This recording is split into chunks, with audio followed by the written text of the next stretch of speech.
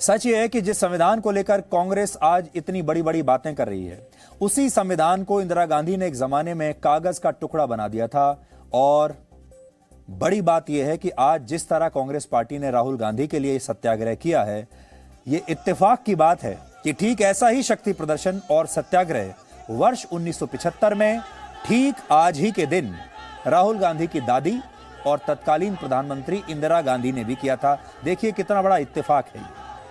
आज राहुल गांधी जो काम कर रहे हैं वो 47 साल पहले ठीक आज ही के दिन इंदिरा गांधी ने भी किया था, जो उनकी दादी है।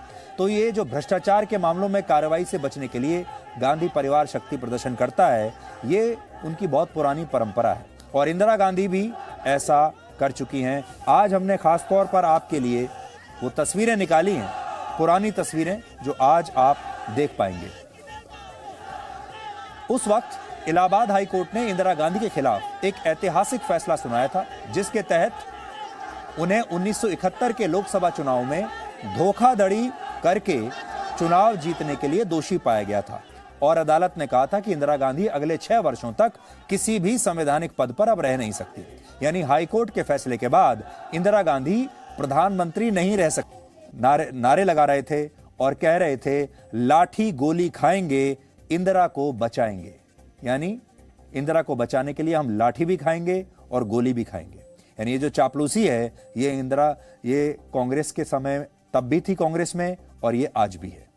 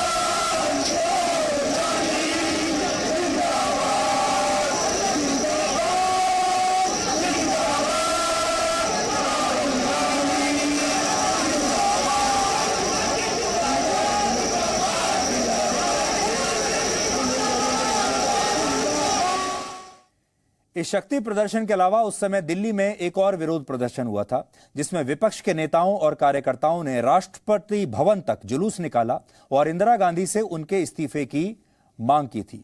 तब देश की राजधानी दिल्ली में काफी पोस्टर्स दिल्ली में एक ही दीवार पर लगे हुए थे, जिसमें एक पोस्टर पर लिखा था, भ्रष्ट इंदिरा गांधी त्याग पत्र दो, और वहीं पर दूसरे पोस्टर में लिखा था, ये इंदिरा गांधी के समर्थन में लिखा था कि इनकी लड़ाई हमारी लड़ाई। देखिए 2 पोस्टर्स एक साथ लगे हुए हैं।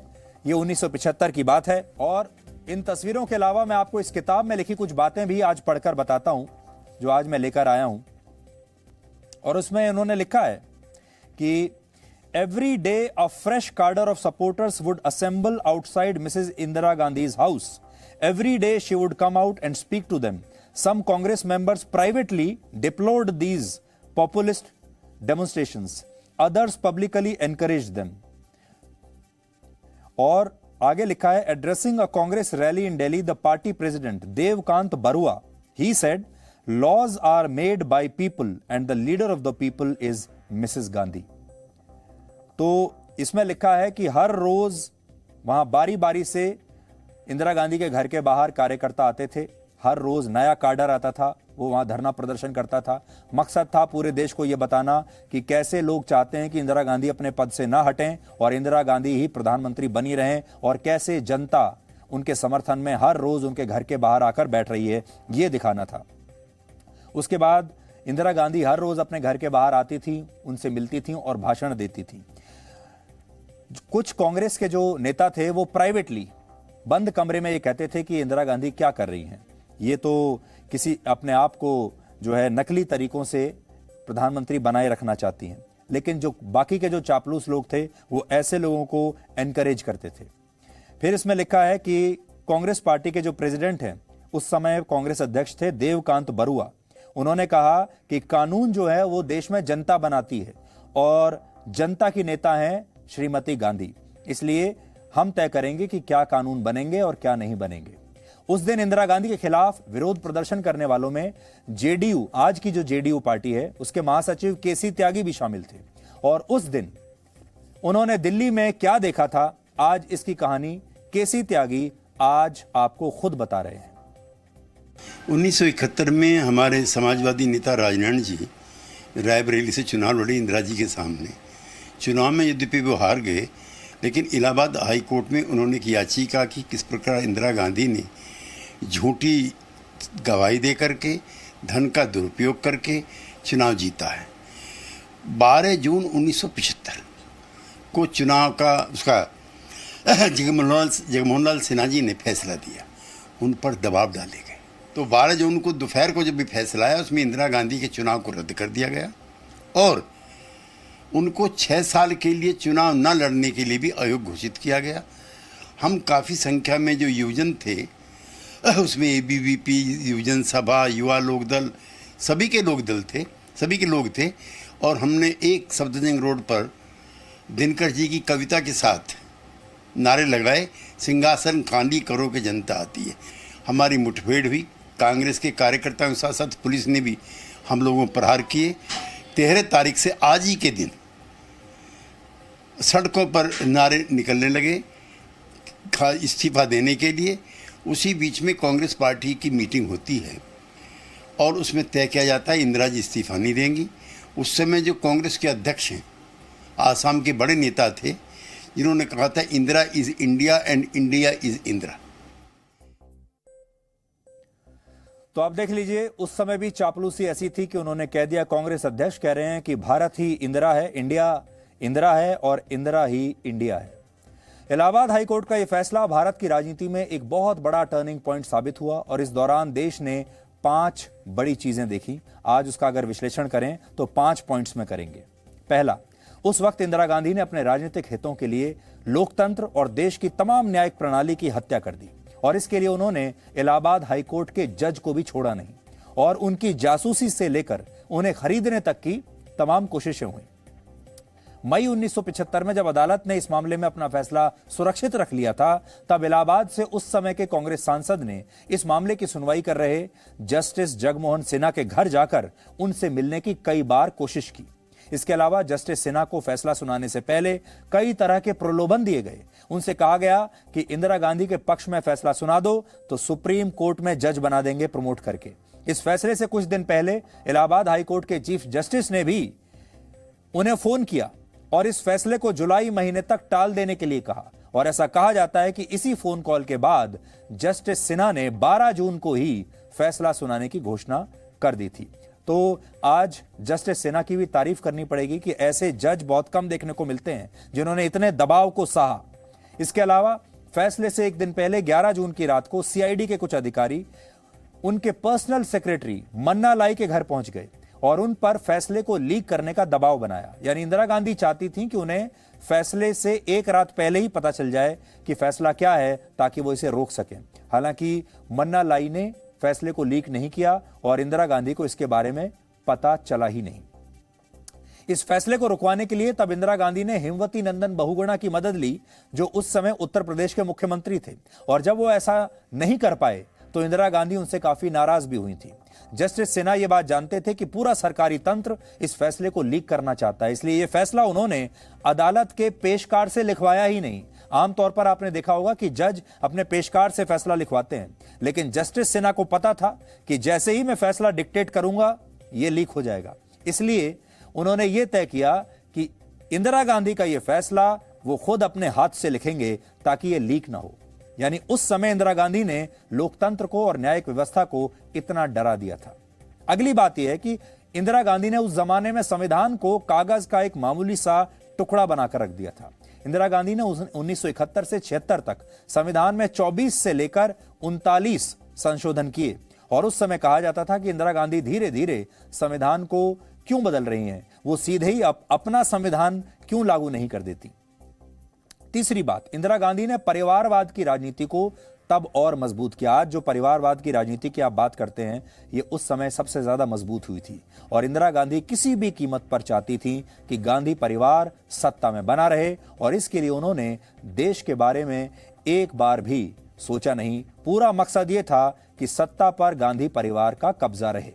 चौथी बात, तो परिवारवाद तब से चला आ रहा है।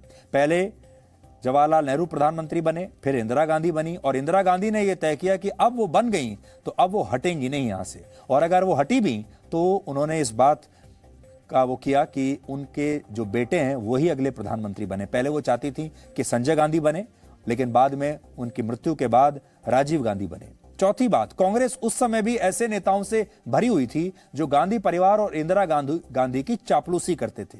ये वो नेता थे जो सुबह शाम इंदिरा गांधी का नाम जपते रहते थे और उस समय गांधी परिवार की चापलूसी करने वाले इन नेताओं ने देश का परिचय दो नारों से करवाया था। पहला नारा हम आपको बता चुके हैं, इंडिया इज इंदिरा और इंदिरा इज इंडिया, यानी इंदिरा ही इंडिया है और इंडिया ही इंदिरा है।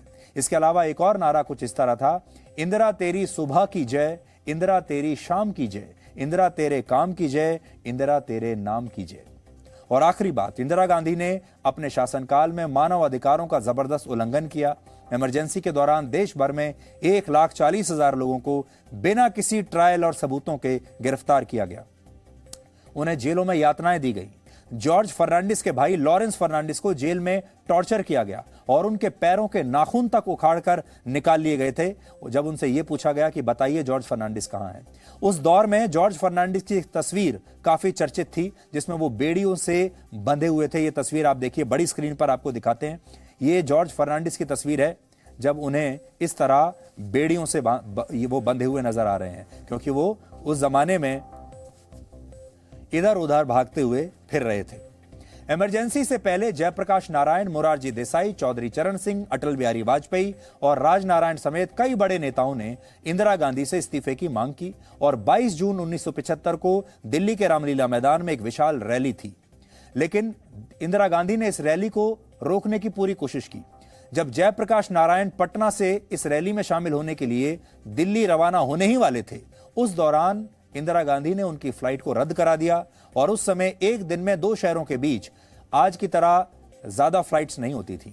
एक फ्लाइट अगर रद्द हुई तो अब अगली फ्लाइट कल ही चलेगी या 2 दिन के बाद चलेगी, और इस वजह से जेपी दिल्ली आ नहीं पाए और यह रैली नहीं हो पाई। उसके बाद यह रैली 22 की बजाय 25 जून को आयोजित की गई, 3 दिन के बाद, जिस दिन आधी रात को इंदिरा गांधी ने देश में इमरजेंसी लगाने का ऐलान कर दिया था, क्योंकि इस रैली में जेपी को बहुत जबरदस्त समर्थन मिला था और इंदिरा गांधी को लग गया था कि उनकी कुर्सी हिल रही है। आज एक और तस्वीर आपको दिखाते हैं जिसमें ममता बनर्जी कलकत्ता में जेपी की कार के ऊपर खड़े होकर डांस कर रही हैं। देखिए, ये उस जमाने की तस्वीर, बड़ी दिलचस्प तस्वीर आपके लिए हमने निकाली है।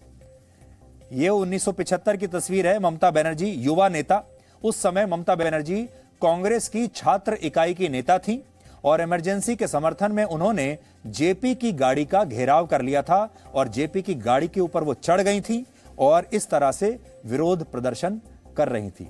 अब सोचिए, ममता बनर्जी वो नेता हैं जिन्होंने 1975 में इमरजेंसी का साथ दिया था और आज जो उनका पॉलिटिकल आइडियोलॉजी है, जो विचारधारा है, वो बिल्कुल अलग है। अगर आप मौजूदा कांग्रेस पार्टी की तुलना इंदिरा गांधी के जमाने की कांग्रेस से करेंगे तो ज्यादा फर्क नहीं दिखेगा। आज भी गांधी परिवार खुद को देश के संविधान और कानूनों से ऊपर मानता है और आज भी कांग्रेस चापलूसी करने वाले नेताओं से वैसे ही भरी पड़ी है और कांग्रेस में परिवारवाद भी वैसा की वैसा ही है। यानी ये वो पार्टी है जिसमें तब से लेकर आज तक कोई बदलाव नहीं आया। ये तब भी अपनी राजनीति के लिए सत्याग्रह का मजाक बनाते थे, कहते थे कि हम सच की लड़ाई लड़ रहे हैं। इंदिरा गांधी भी सच की लड़ाई ही लड़ रही थी और आज भी ये सच की लड़ाई ही लड़ रहे हैं। आज लगभग 8 घंटे की पूछताछ के बाद ईडी ने राहुल गांधी को अब कल सुबह 11 बजे फिर से पूछताछ के लिए बुलाया है। ये आपके लिए नई खबर है, यानी राहुल गांधी को कल भी आना पड़ेगा। Presenting B News app available on Google Play and App Store. Download it now.